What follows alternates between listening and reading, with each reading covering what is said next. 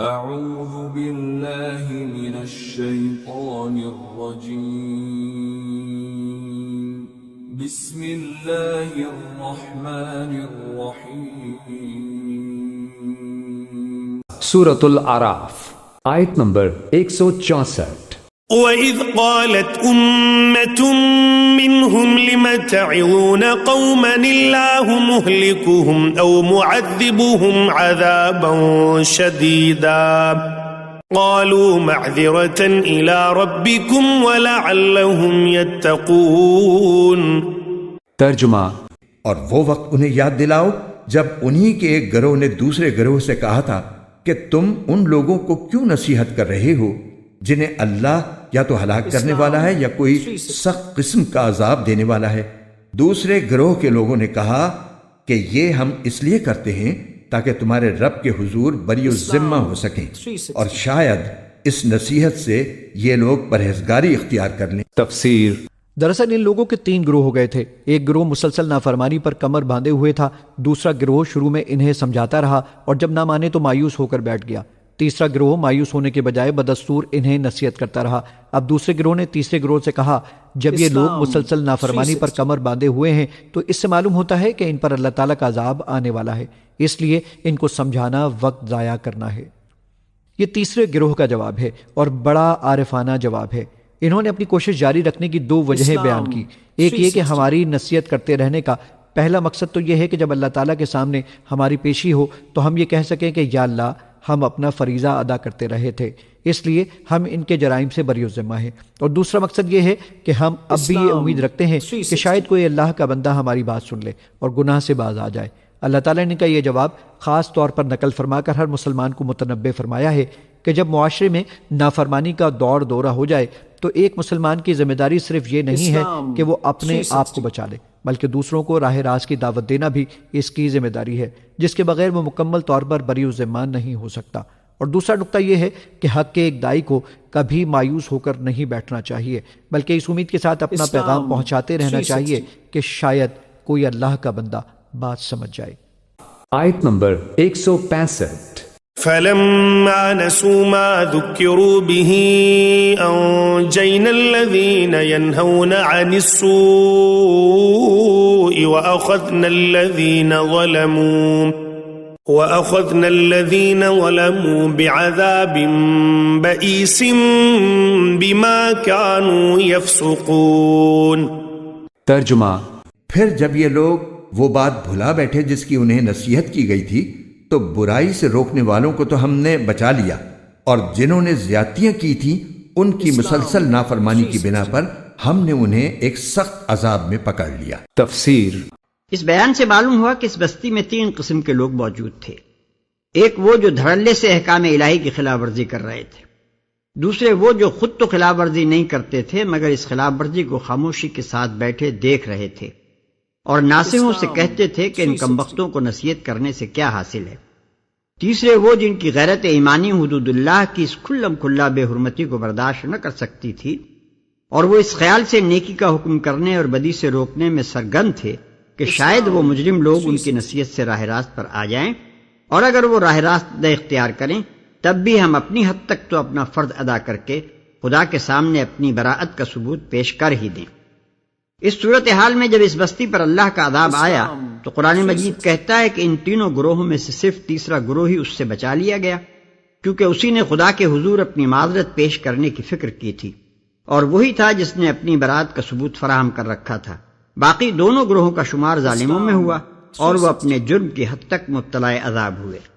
بعض مفسرین نے یہ خیال ظاہر کیا ہے کہ اللہ تعالیٰ نے پہلے گروہ کے مبتلا عذاب ہونے کی اور تیسرے گروہ کے نجات پانے کی تصریح کی ہے، لیکن دوسرے گروہ کے بارے میں سکوت اختیار کیا ہے، لہذا اس کے متعلق یہ نہیں کہا جا سکتا کہ وہ نجات پانے والوں میں سے تھا یا مبتلا عذاب ہونے والوں میں سے۔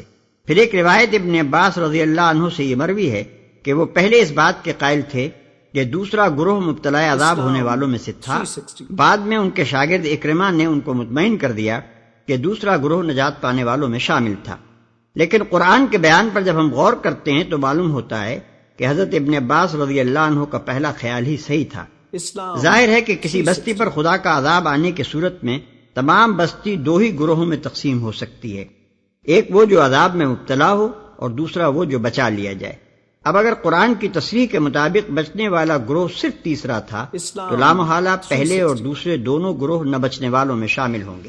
اسی کی تائید معذرتاً الی ربکم کے فقرے سے بھی ہوتی ہے، جس کی توثیق بعد کے فقرے میں خود اللہ تعالیٰ نے فرما دی ہے۔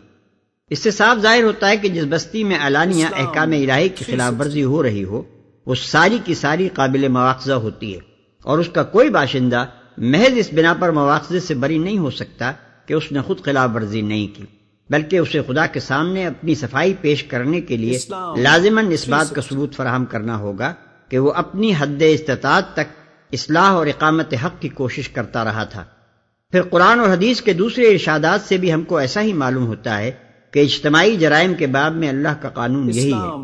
چنانچہ قرآن میں فرمایا گیا ہے کہ وَاتَّقُوا فِتْنَةً لَا تُصِيبَنَّ الَّذِينَ ظَلَمُوا مِنْكُمْ خَاصَّةً، ڈرو اس فتنے سے جس کے وبال میں خصوصیت کے ساتھ صرف وہی لوگ گرفتار نہیں ہوں گے جنہوں نے تم میں سے ظلم کیا۔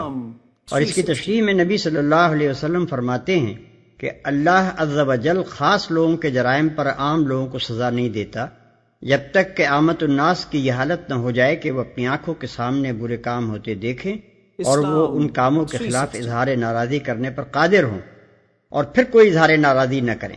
پس جب لوگوں کا یہ حال ہو جاتا ہے تو اللہ خاص و عام سب کو عذاب میں مبتلا کر دیتا ہے۔ مزید برآں جو آیات اس وقت ہمارے پیش نظر ہیں ان سے یہ بھی معلوم ہوتا ہے کہ اس بستی پر خدا کا عذاب دو قسطوں میں نازل ہوا تھا۔ پہلی قسط وہ جسے عذاب بئیس سخت عذاب فرمایا گیا، اور دوسری قسط وہ جس میں نافرمانی پر اصرار کرنے والوں کو بندر بنا دیا گیا۔ ہم ایسا سمجھتے ہیں کہ پہلی قسط کے عذاب میں پہلے دونوں گروہ شامل تھے اور دوسری قسط کا عذاب صرف پہلے گروہ کو دیا گیا تھا۔ واللہ عالم بالصواب۔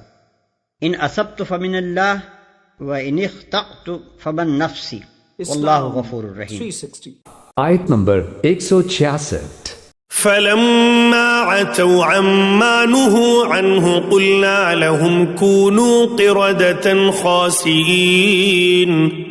ترجمہ، چنانچہ ہوا یہ کہ جس کام سے انہیں روکا گیا تھا جب انہوں نے اس کے خلاف سرکشی کی تو ہم نے ان سے کہا جاؤ ذلیل بندر بن جاؤ۔ تفسیر۔ اس کا مطلب یہ ہے کہ ان کی صورتیں مسخ کر کے انہیں واقعی بندر بنا دیا گیا۔ ہمارے دور کے بعض لوگ اس قسم کی باتوں پر یقین کرنے کی بجائے قرآن کریم میں تعویلات بلکہ تحریفات کا دروازہ کھول دیتے ہیں۔ عجیب بات یہ ہے کہ جب ڈارون کسی قطعی دلیل کے بغیر یہ کہے کہ بندر ترقی کر کے انسان بن گیا تھا تو اسے ماننے میں انہیں تامل نہیں ہوتا، لیکن جب اللہ تعالیٰ اپنی قطعی کلام میں یہ فرمائے کہ انسان تنزل کر کے بندر بن گیا تو یہ حضرات شرما کر اس کی تعویل کرنے کی کوشش کرتے ہیں۔ آیت نمبر 167۔